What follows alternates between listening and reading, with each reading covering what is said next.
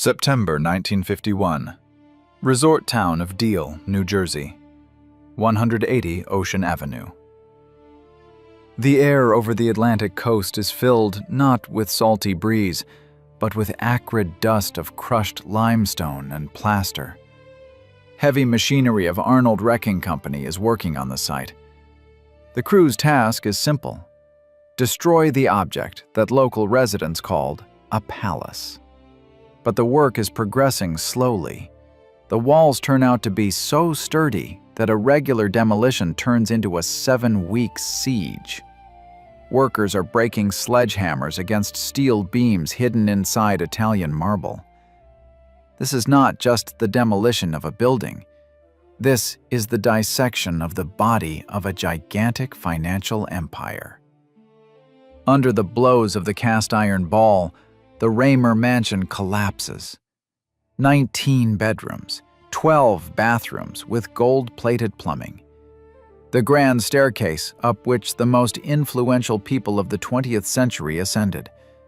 Now, it is a pile of construction debris valued at $111,000. The stone crumbles with the same sound with which, 30 years earlier, the fortune of its owner collapsed. The man who built this castle was named William Crapo Durant. In business circles, he was known as Billy. The man who not only created America's automotive industry, but invented the very concept of the giant corporation. Founder of General Motors, creator of Chevrolet. A titan whose personal fortune, adjusted to modern rates, would exceed billions of dollars. But at the moment when the excavator tears the foundation of his former home from the ground, Billy Durant himself is no longer alive. He died 4 years before this demolition, deprived of his empire, his influence, and his home. The scene of the mansion's destruction in 1951 is merely an echo of the real catastrophe that occurred much earlier. To understand the nature of this collapse, we need to go back 15 years, to the federal courtroom. February 8, 1936, New York. A 74-year-old man stands before the judge. He is dressed neatly, but his suit is no longer new. In his hands, he holds a voluntary bankruptcy document. The figures in this document look like a typist's error, but they are absolutely real. In the liabilities column, the amount of $914,000 is indicated.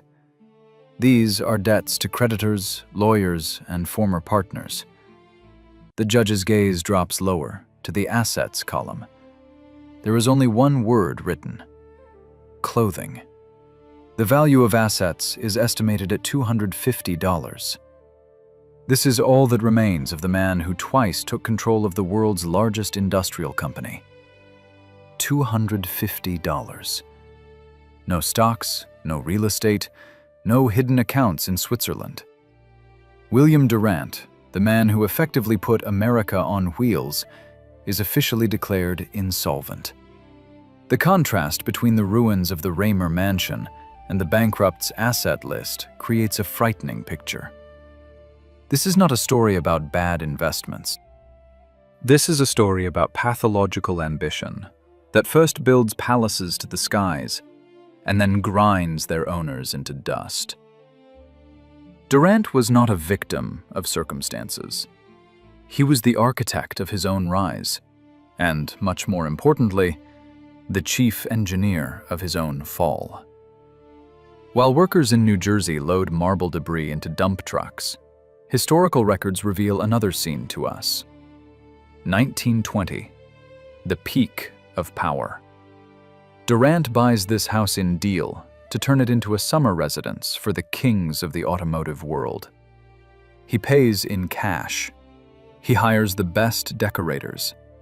He is confident that this foundation will stand forever. He is wrong. The foundation of the Raymer mansion was poured not with concrete, but with stock market speculations. Every column in this house rested on risky loans. Every party held in these halls was paid for with money that technically no longer existed. The demolition of the house in 1951 is a belated reckoning for decisions made in 1920. The story of Billy Durant is not a typical success biography. It is the anatomy of a grand failure.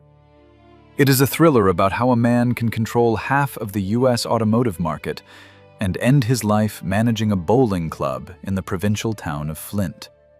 But before the walls collapse and the bailiffs inventory the property, we must go back to the beginning, to where ambition had not yet become poison, to where the grandson of the Michigan governor decided that simple wealth was not enough for him. He wanted to change the physical reality of human movement across the planet. William Crapo Durant was born on December 8, 1861, in Boston, but his fate was forged in the forests of Michigan. To understand why this man would buy the Raymer Mansion and destroy his life in the pursuit of a monopoly, we need to look at his blood. He was not a hungry immigrant grasping at any opportunity. He was the grandson of Henry Howland Crapo, governor of the state of Michigan and lumber magnate. Durant grew up in an environment where money was not a goal, but a tool, as commonplace as silverware. But in this golden cradle there was a crack. His father was an alcoholic and a bankrupt who abandoned the family. This early lesson shaped in young Billy a paradoxical psychology. He had access to the elite, but he was panic-strickenly afraid of poverty. He dropped out of school to work in his grandfather's lumber yard, shifting planks. By day, he worked with his hands, and at night, he learned to sell. It was then, in the late 1870s of the 19th century, that Durant discovered in himself a supernatural gift. He could convince anyone to buy anything. He sold cigars, he sold insurance, he sold land. He was not selling a product, he was selling confidence. The turning point came one evening in September 1886. 24-year-old Durant was walking down the street in the town of Coldwater, Michigan. His attention was drawn to a horse-drawn carriage of unusual design. It was a light, two-wheeled cart that moved remarkably smoothly over a rutted road. Durant stopped the driver. He learned that the secret of its smooth ride lay in a patented spring suspension. That same night, Billy Durant made a decision that would define his business style for the next 60 years. He did not haggle over a single carriage. He went to the inventor and bought the patent and production rights for $50. He did not have that money. He did not have a factory.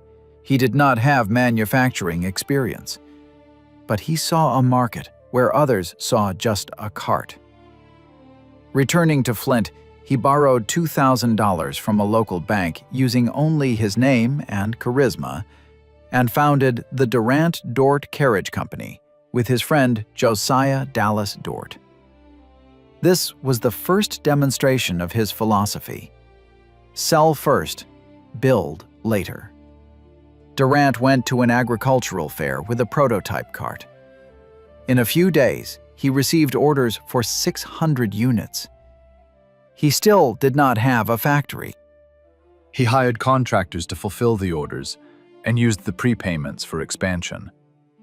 It was a scheme bordering on adventure, but it worked. By the beginning of the 20th century, the Durant Dort Company had become the largest producer of horse-drawn carriages in the United States. They produced 50,000 carts a year. Flint, Michigan earned the nickname City of Vehicles thanks to Durant, long before the first automobile appeared on its streets. By age 40, Billy Durant was a multimillionaire. His fortune was estimated in millions of dollars of that time, which today would equal hundreds of millions. He created a vertically integrated empire. He owned forests for timber, factories for producing varnish, workshops for making wheels. He controlled every stage, from raw materials to sales. And here lies the greatest irony of his life. The man who would become the face of the American auto industry hated automobiles. In 1901, Durant was a fierce opponent of horseless carriages. He considered them noisy, smelly, and dangerous toys for rich idlers. When his daughter wanted to take a ride in an automobile, he forbade her, stating that it was too risky. He even publicly advocated banning automobiles from public roads. This was not conservatism. This was pragmatism. His business was built on horses. Automobiles threatened his empire. But Durant possessed a quality that distinguished him from other magnates of that time. He lacked sentimentality. He could change his opinion instantly if he saw the numbers. In the fall of 1904, the owners of a tiny, dying company called Buick approached him. The company was in debt. Its founder, David Buick, was a brilliant engineer, but a terrible businessman. They had produced only 37 automobiles. Durant agreed to look at the car only out of politeness. The test drive took place in November 1904. Durant got into the Buick Model B and drove through the mud and ruts of Flint's outskirts. For 2 months, he tested the car in the harshest conditions, and something clicked in his head. He did not see a car. He saw what he had seen in that cart 18 years earlier. Scaling potential. He realized that the automobile was not a replacement for the horse. It was a replacement for time. It was speed. It was the future. On November 1st, 1904, Durant took control of the Buick Motor Company. His strategy was aggressive and frightening. At the New York Auto Show in 1905, he ordered the Buick to be disassembled and the chassis and engine displayed separately to prove the design's reliability. And then he did what he did best. He began selling stock. Durant was not just building cars. He was building a financial structure. He traveled to small towns in Michigan, selling Buick stock to local doctors, lawyers, and shopkeepers. He promised them golden mountains, and, unlike swindlers, he kept his promises. In 4 years, he turned Buick from a bankrupt into America's best-selling automaker, surpassing even Ford. The company's capitalization grew from $75,000 to $1.5 million. But one brand was not enough for Durant. His mind worked differently from Henry Ford's. Ford wanted to create one perfect car for everyone, the Model T. Durant, however, understood human psychology more deeply. He knew that people wanted variety. One wants a cheap car, another a powerful one, the third a luxurious one. He decided to create a corporation that would sell a car for every wallet and every purpose. His idea was revolutionary. A holding company uniting numerous different brands under one roof. This reduced risks. If one brand failed, another would pull the company through. In 1908, he registered a company with a neutral, almost bureaucratic name, General Motors. At this moment, a dangerous trait in his character emerged, one that would later lead to the collapse of the Raymer Mansion. Durant did not know how to stop. He began buying up automobile companies wholesale: Oldsmobile, Cadillac, Oakland, future Pontiac. He bought them, often without even looking at the accounting books, relying on intuition. He bought a company that produced lamps, a company that made speedometers. At one point, he even tried to buy Ford Motor Company for $8 million, but the bankers refused him credit. Durant was a volcano of energy. He worked 20 hours a day, managing the empire by phone from hotel rooms. He kept no records, holding all the numbers in his head. His desk was clean, but chaos reigned in his mind. He was a genius of expansion, but a catastrophe in management. By 1910, General Motors produced 1/5 of all automobiles in the USA, but the company had run out of cash.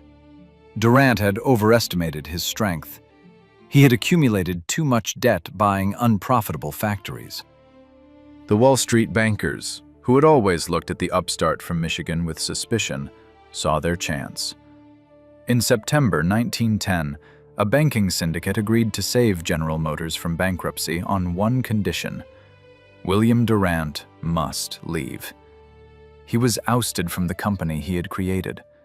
He was 49 years old. He was humiliated, stripped of power, but still rich.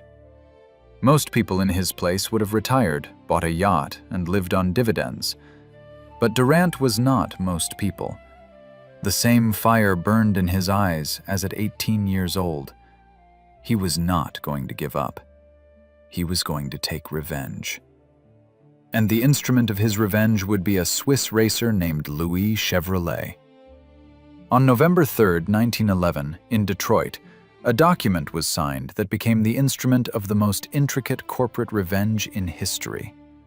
William Durant, ousted from his own empire, did not retreat into the shadows. He found a partner who was his complete opposite.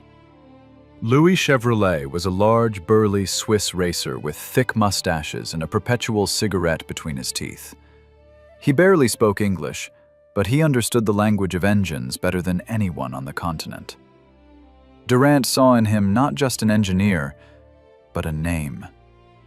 A name that sounded like music, like speed, like victory. The alliance of Durant and Chevrolet was a marriage of convenience, where each tried to use the other. Louis dreamed of creating refined, expensive automobiles for the elite, capable of enormous speeds. Durant nodded, smiled, but kept a completely different plan in his head. He did not need a toy for the rich. He needed a Ford killer. While Louis worked on prototypes of luxury cars, Durant secretly prepared to release a model that was supposed to cost less than $500. Conflict was inevitable. In 1913, returning from vacation, Louis Chevrolet discovered that Durant had repurposed the factory for producing cheap, mass-market automobiles. Offended in his best feelings, the racer made the most expensive mistake in business history. He sold his stake to Durant for a couple dozen $1,000 and left, leaving the partner with only one thing: the right to use his surname. Louis Chevrolet would die in poverty, working as a mechanic at the factory that bore his name. Durant, however, would turn that name into a gold mine. By 1915, the new Chevrolet Motor Car Company had become a phenomenon. The Model 490, named for its price of $490, flew off the shelves like hotcakes. Profits flowed like a river.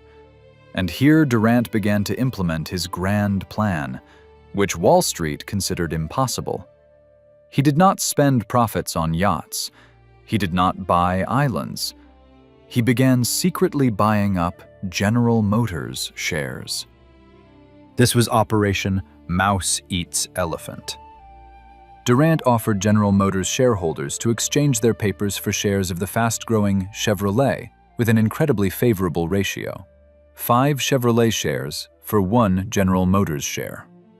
Brokers and investors, seeing the explosive growth of Chevrolet and the stagnation of GM under the bankers' management, agreed.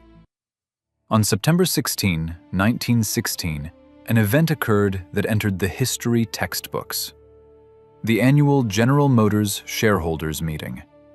The bankers who had shamefully ousted Durant 6 years earlier sat at the head of the table, confident in their control. The door opened, and Billy Durant entered.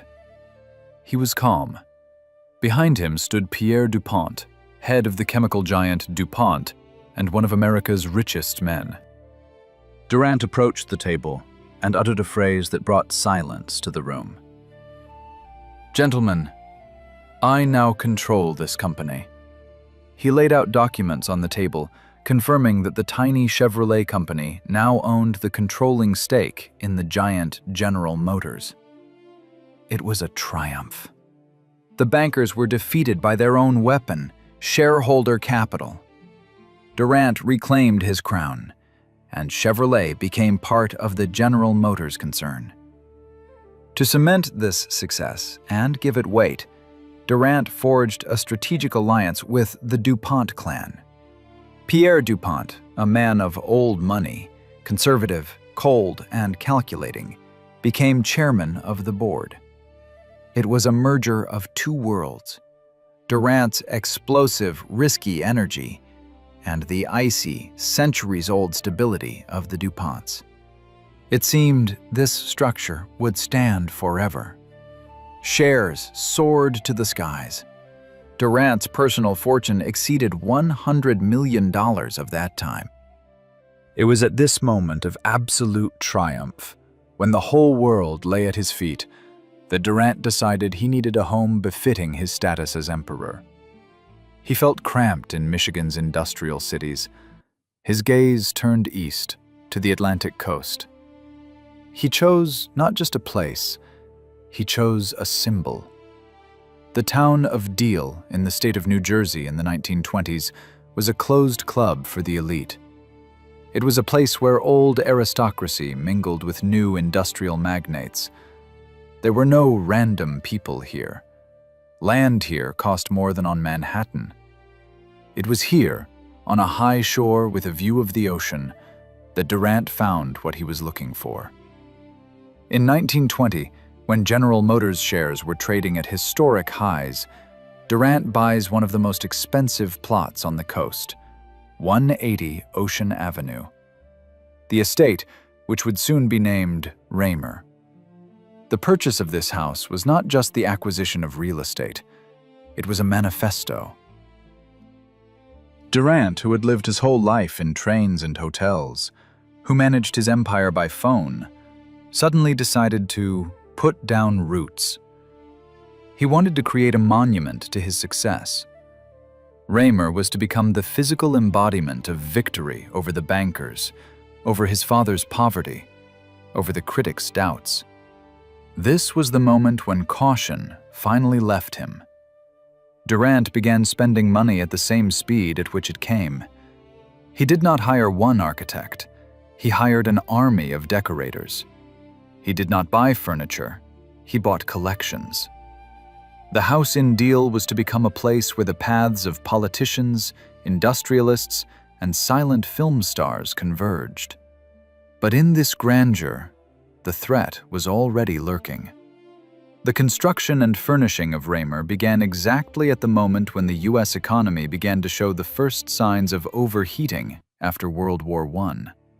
While Durant was choosing Italian marble for the hall, storm clouds were beginning to gather on the stock exchanges. The contrast was striking. On the construction side in New Jersey, they were erecting walls a meter thick to stand for centuries, while the foundation of Durant's financial empire, built on speculations and leveraged credit, was becoming thinner and more transparent. The alliance with the DuPonts, which was supposed to be insurance, turned out to be a trap in reality. Old money does not like risk. Pierre DuPont watched his partner's spending and management style with growing anxiety. While Durant was planning where to place the grand piano in the new living room, DuPont was already calculating options to protect his investments in case of collapse. Raymer was becoming reality. Snow-white walls rose above the ocean, challenging the elements. Durant, standing on the terrace of the still unfinished house, felt like a god. He did not know that this house would become not a family nest, but a golden cage, and that it was here, amid luxury and grandeur, that he would experience the darkest days of his life. He was building a palace for a king, but history was already preparing the scenery for the fall of the fool. To understand how a man loses $90 million in 6 months, one must first see the scenery in which this spectacle was played out. The Raymer mansion, located at 180 Ocean Avenue, was not just a house. It was a psychological cast of William Durant's consciousness, frozen in stone and plaster. If the factories in Michigan were his hands, then this house in New Jersey was his ego. The first thing that caught the eye of anyone approaching the gates in 1920 was the aggressive openness of the space. The house did not hide behind high fences.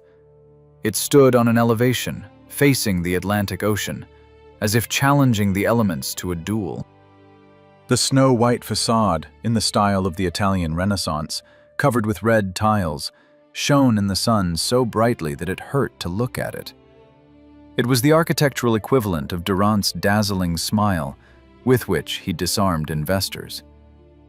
Inside the mansion, the visitor was greeted not by coziness, but by scale. The main hall was designed so that a person felt small. Floors of rare marble brought from Europe reflected the light of crystal chandeliers like a mirror. But the center of attraction was the staircase. Grandiose, bifurcating, with wrought iron railings of intricate workmanship. It was created not just to go up to the second floor.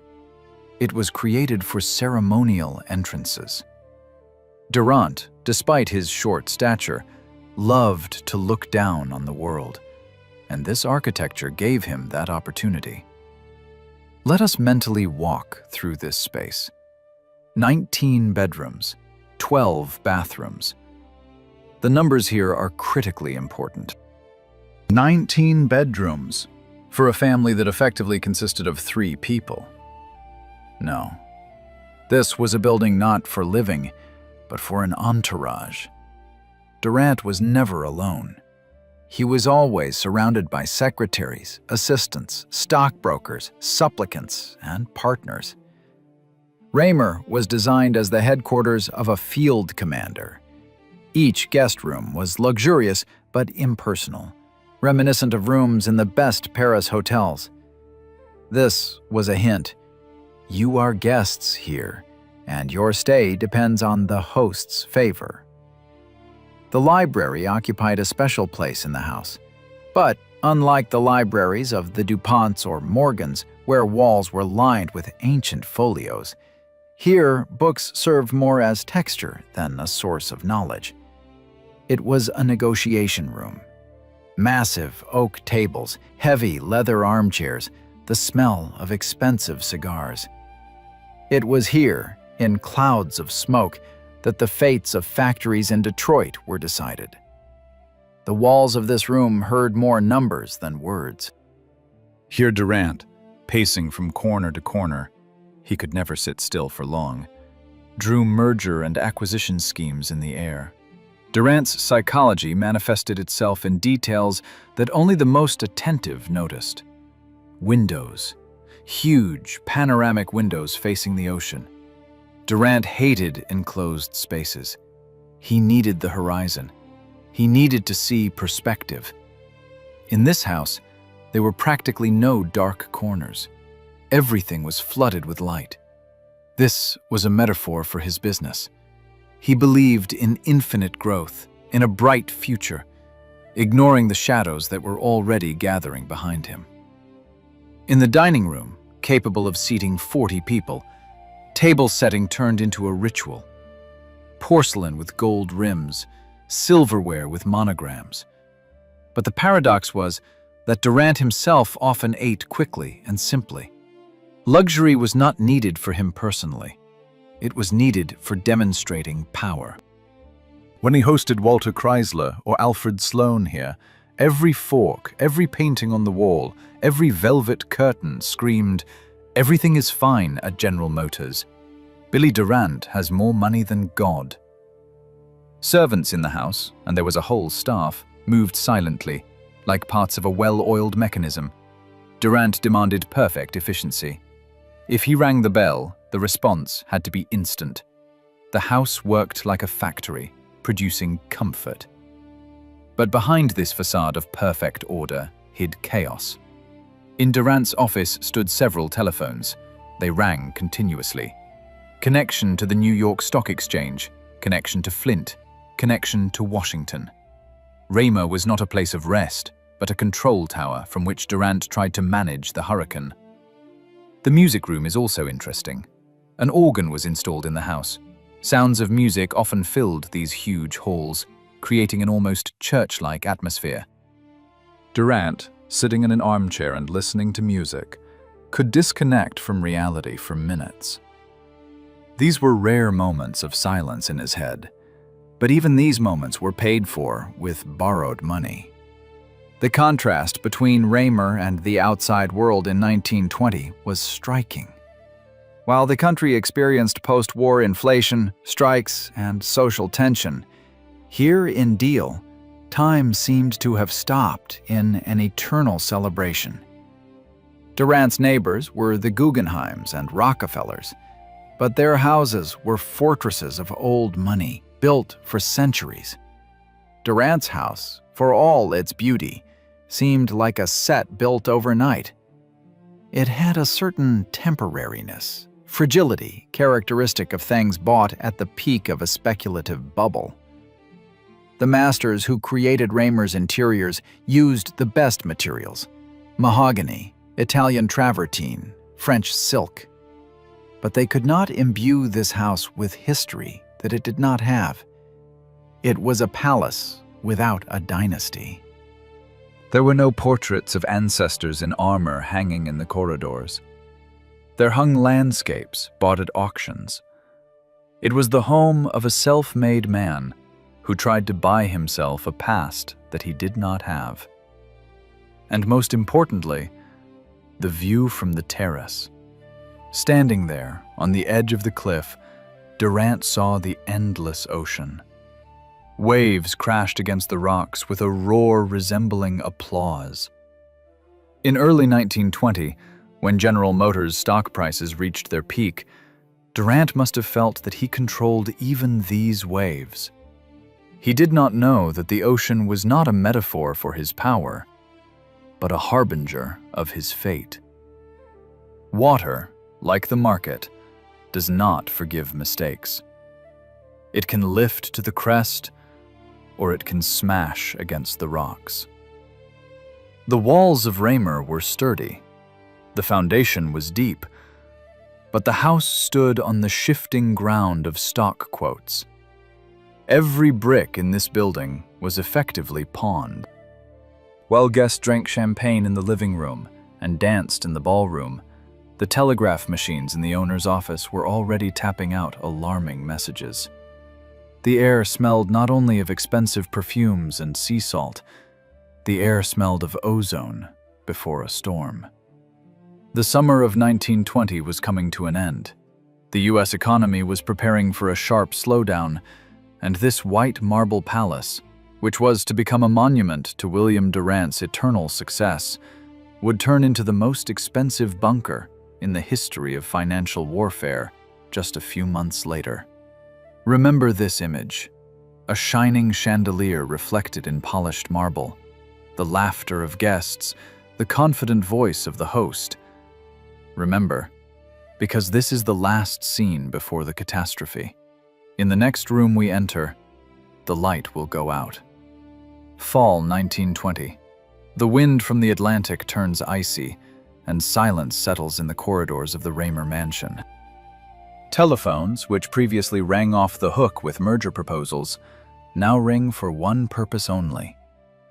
These are brokers, and they have only one message for William Durant: margin call. Here begins the human tragedy that turns a success story into an ancient drama. Durant was not a swindler who ran off with investors' money. His sin was worse. He sincerely believed in his own omnipotence. When General Motors shares began to fall amid the post-war recession, Durant took it as a personal insult. He decided to fight the market itself. While other magnates, such as Rockefeller or Morgan, went into cash during crises and waited out the storm, Billy Durant began buying. He opened what was called a support account. Every time the stock price fell by $1, he bought thousands of shares to hold the price. He did it not to make money. He did it because thousands of ordinary people, his friends in Flint, his employees, shopkeepers who believed in him, had invested their savings in General Motors. He felt like a messiah, obliged to save their money. In this struggle, there is a dark irony. The creator of the world's greatest corporation sat in the library of his palace in New Jersey and borrowed money at usurious rates to buy shares of his own company, which the market considered overvalued. He pawned everything: his shares, his future income, and ultimately, his house. Here enters Catherine Durant, his second wife. In stories about great magnates, women often remain in the shadows, playing a decorative role. But Catherine becomes a silent witness to the collapse. She sees her husband, always energetic and glowing with optimism, turn into a hunted animal. She signs papers without reading. She takes jewelry from safes. Pearl necklaces, diamonds, everything that was a symbol of their status goes to the pawn shop to pay for another day of fighting for the stock price. This is the moment of truth. Raymer's gold flakes off, revealing the steel frame of despair. By November 1920, the situation becomes catastrophic. Durant's debt to brokers reaches an unimaginable figure, about $30 million of that time. In today's equivalent, that's hundreds of millions. But the scariest thing is not the amount. The scariest thing is that he hid the scale of the disaster from his partners. Moral ambivalence reaches its peak. Is Durant a hero who sacrifices everything for investors? Or a madman who puts the existence of a national industry at risk for his ego? The denouement comes on November 18, 1920. It does not happen in a courtroom or on a battlefield. It happens in a quiet office. Pierre Dupont, chairman of the board and former ally, calls an emergency meeting. With him are representatives of J.P. Morgan Bank. They learned about Durant's debts. They realized that if Billy declares bankruptcy, his shares will be dumped on the market, and General Motors will collapse following its creator. The scene of this meeting is worthy of Shakespeare's pen.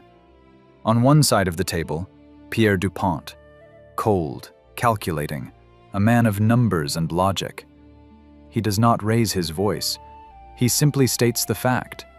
Durant is bankrupt. On the other side, Billy Durant, a man of chaos and dreams. He is tired, cornered, but still trying to smile. Dupont and the bankers offer a deal. They will pay off Durant's personal debts to prevent panic on the exchange. They will create a special company to buy out his shares. He will not be left penniless. But the price for this salvation is his crown. Durant must step down as president of General Motors, forever, without the right to return. Durant looks at the people he made rich. He looks at the company he assembled from scattered workshops, and he agrees. At that moment, he loses not money. He loses the meaning of life.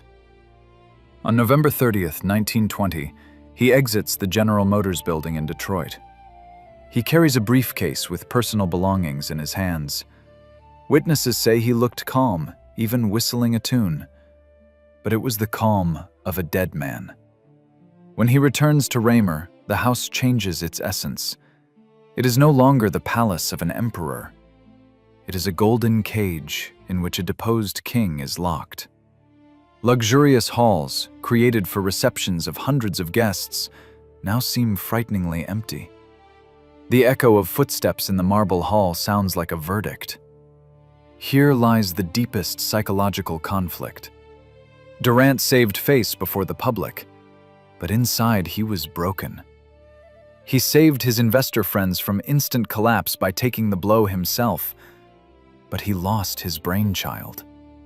Can this be called a victory? Hardly. It was a sacrifice that no one appreciated. The man who built the industry is thrown out of it by people who knew only how to count money, but did not know how to dream. DuPont and Sloan are management geniuses. They will make General Motors the greatest company in the world, but they will do it on the foundation that Billy Durant poured with his blood and money. The Raymer mansion in this period becomes a place of ghostly life. Durant is still rich by ordinary standards. He has some assets left, his wife by his side, but he lost his main toy. And like any addicted gambler, he cannot simply stop. In his head, in the silence of the library with a view of the ocean, a new plan is already beginning to take shape. A plan that is supposed to return him to greatness, but which will ultimately lead to final destruction. He decides that he can repeat success. He thinks, I did it with Buick. I did it with Chevrolet. I will do it again. He does not yet know that the era of lone romantics is over. The era of corporate bureaucrats has begun. And in this new era, there is no place for Billy Durant. The drama of the fifth part ends not with an explosion, but with the signing of a resignation paper. But it is precisely this stroke of the pen that starts the clockwork that, 16 years later, will lead to that very courtroom scene with $250 in his pocket. Durant leaves General Motors, but he takes his pride with him. And this pride will become the battering ram that shatters the remnants of his life to pieces and turns the marble palace of Raymer into ruins. We leave Durant on the terrace of his house at the end of 1920. He looks at the ocean. He has just lost $90 million. But there are no tears in his eyes. A new, feverish fire is already burning in them. A fire that will burn everything to ashes. Early 1921. One would think the story of William Durant should have ended with his exile, but the tragedy of his nature lay in his inability to accept the finale. He could not sit in the silence of the Raymer mansion and listen to the sound of the surf. Silence was killing him. He needed the hum of factories. Just 6 weeks after losing General Motors, Durant announces the creation of a new company, Durant Motors. This was an act of incredible, almost pathological stubbornness. He had no factories, no blueprints, no team. He had only his name. And that proved sufficient. In 48 hours, he raised $5 million from ordinary investors.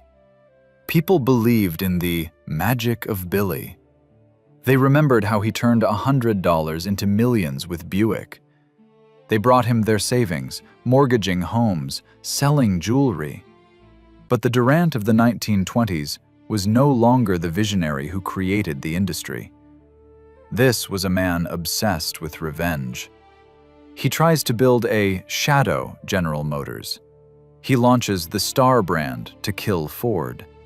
He launches Durant to kill Buick. He launches Locomobile to kill Cadillac. In these years, the Raymer mansion experiences its last feverish flowering. Receptions again, champagne again, but the atmosphere has changed. Now it is not a celebration of success, but a facade designed to hide the rotting foundation. Durant manages the new empire just as he did the old one. Chaos, intuition, stock market games. But the market has changed. Professional managers have arrived. Alfred Sloan at General Motors is building a system against which a lone individual's intuition is powerless. Durant Motors begins to crack at the seams even before the Great Depression. But the real blow, which will turn the marble palace into a tomb, is struck in October 1929. The Wall Street crash. Black Tuesday. At this moment, Durant makes his final, fatal mistake. Together with Rockefeller family members and other magnates, he tries to do the impossible. Stop the market's fall with his own money. He pours millions into buying shares, trying to create an artificial bottom. It was like trying to stop a tsunami with bare hands. The market swallowed his fortune and didn't even notice. By 1930, Nothing remained of the $100 million fortune. Durant Motors is liquidated. Investors lose everything. And then comes the silence he feared so much. The Raymer mansion in the 1930s turns into a ghost. There is no more money to maintain the staff of servants. Huge halls become covered in dust. The garden, which required the work of a dozen gardeners, overgrows with weeds. Electricity is turned off for non-payment. Durant and his wife Catherine live in a few rooms of the huge, cold palace, moving with candles like shadows of the past. This is the scariest period of the crisis. This is not just the loss of money. This is the loss of identity. Who is Billy Durant without his factories? Who is he without his checkbook? In 1936, during that very bankruptcy trial, something amazing happens. When the judge asks him about the reasons for the collapse, Durant does not blame the bankers, does not blame the market, does not blame the traitors. He simply says, "Forget about it." He leaves the courtroom with $250 in his pocket, but without the burden of the past. And here begins the transformation that makes this story great. Having lost everything, Durant gains freedom. In 1940, at the age of 78, the former auto industry emperor opens a new establishment in Flint. It is not an automobile factory. It is not a bank. It is a bowling club with a snack bar named North Flint Recreation. Imagine this picture. The man who owned the Raymer Castle with 19 bedrooms now stands behind the counter and fries hamburgers. He personally hands out bowling shoes. He sweeps the floor. It seems like rock bottom. This is humiliation. But witnesses from those years describe something completely different. They say they had never seen Billy Durant so happy. In the bowling alley, he finally found what he lacked in the golden halls of Raymer: live human communication without masks.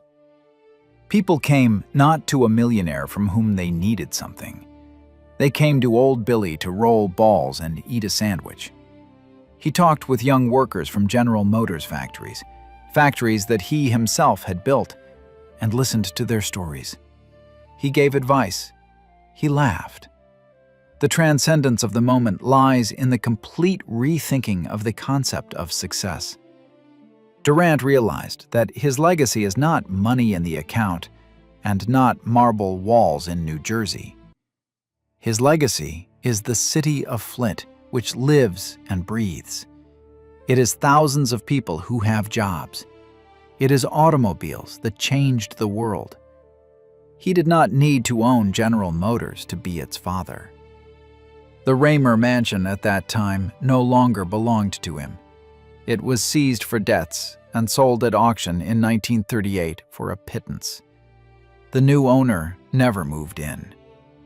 The house stood empty, slowly deteriorating under the Atlantic winds, symbolizing an era that had passed irrevocably. It was a monument to ambition, detached from reality. And the bowling alley in Flint was a living organism full of laughter, the clatter of pins, and the smell of coffee. Durant chose life, not a monument. In 1942, Durant suffers a stroke. He is bedridden in a small apartment in Flint. By his side is only his faithful Catherine. Money for his treatment and maintenance is secretly provided by Alfred Sloan, Walter Chrysler, and Pierre DuPont. Those very people who ousted him from the business created a private fund so that their old enemy and teacher would not die in poverty. It was an act of the highest recognition. They knew, without Durant's madness, there would be no their rational success. Lying in bed, half paralyzed, Durant did not rave about lost millions. He did not recall the chandeliers of Raymer. He asked to bring him news summaries about automobile production. Until his last breath, He was interested in how the world he had propelled forward was moving. The crisis destroyed his financial shell, but it exposed his human essence. He ceased to be the king and became simply Billy. And in this fall, there was more greatness than in all his rises. The Raymer mansion was built to rise above people. The bowling alley was built to be among them. At the end of his life, Durant understood which of these buildings was the real home. But history knows no subjunctive mood. Durant died, and his castle remained standing on the ocean shore, awaiting its execution. The owner's death in 1947 became the signal. A house without a soul cannot exist for long. The physical destruction of Raymer became only a matter of time. In the fall of 1951, the dust over the lot at 180 Ocean Avenue finally settled. The 7-week siege that the Arnold Wrecking Company waged against William Durant's marble legacy ended in the complete capitulation of the architecture.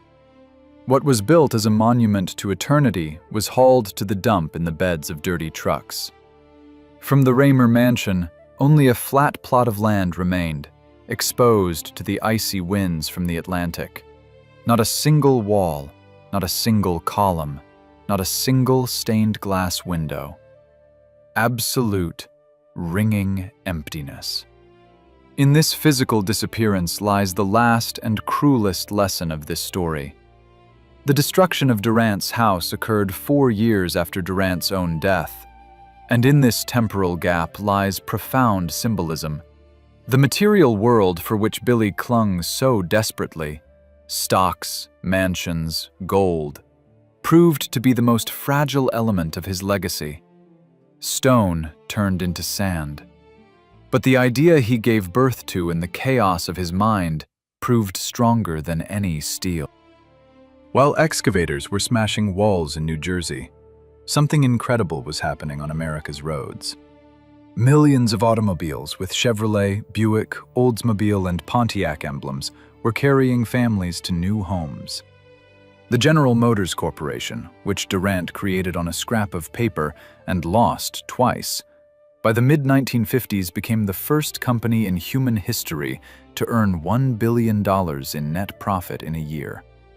This is the greatest paradox of Billy Durant's legacy. He died a bankrupt, but left behind the richest inheritance in industrial history. We are accustomed to measuring success by the size of a bank account at the moment of death. By this logic, Durant was a failure with $250 in his pocket. But if greatness is measured by how much the world changed thanks to a person, then Durant stands above Rockefeller. Rockefeller simply pumped oil. Durant created the reason why that oil was needed. The story of the Raymer mansion today sounds like a grim warning to the modern titans of Silicon Valley. We see the same patterns: explosive growth, construction of giant futuristic campuses, belief in infinite scaling. Durant was the Elon Musk of his time: charismatic, risky, unpredictable. And his vanished palace reminds us that the market has no loyalty. It can lift you to the heavens in 1920 and smear you across the asphalt in 1929. Assets can evaporate. Houses can be demolished. Only what actually works will remain. But there is another, more intimate layer. Durant's fate raises the question of the price of ambition. Was the General Motors empire worth losing peace and home? Looking at the last years of Billy's life in Flint, in that very bowling club, we get an unexpected answer. It seems that it was precisely the fall from Olympus that made him human. If Durant had died in 1920, at the zenith of glory, as the owner of Raymer, he would have remained in memory as a cold-blooded capitalist shark. But he lived long enough to lose everything and show his true essence. He proved that dignity does not depend on the square meters of housing. He showed that one can fry hamburgers with the same grandeur as signing mergers of transnational corporations. In the bowling alley, he was happier than in the throne room of his palace. William Crapo Durant is buried in Woodlawn Cemetery in the Bronx. His mausoleum is modest, especially compared to the castle he was building in Deal. But people do not come here for the architecture. They come to pay tribute to sacred madness. That very quality that makes a person bet everything, including the roof over his head, for faith in the future. The final image of this drama is not ruins. It is a sound. Not the sound of breaking stone with which we began. It is the sound of a working engine. Every time you turn the ignition key in your car, somewhere in the ether, a quiet laugh of Billy Durant is heard. He lost all his money. He lost all his homes. He was ousted from his own company. But look out the window. The world you see is the world built according to his blueprints. The Raymer Mansion was just an expensive decoration. The real temple of Billy Durant became the road. And this temple cannot be destroyed. History took away his stone from him, but gave him eternity. And for a man who always looked only forward, this was the only acceptable exchange.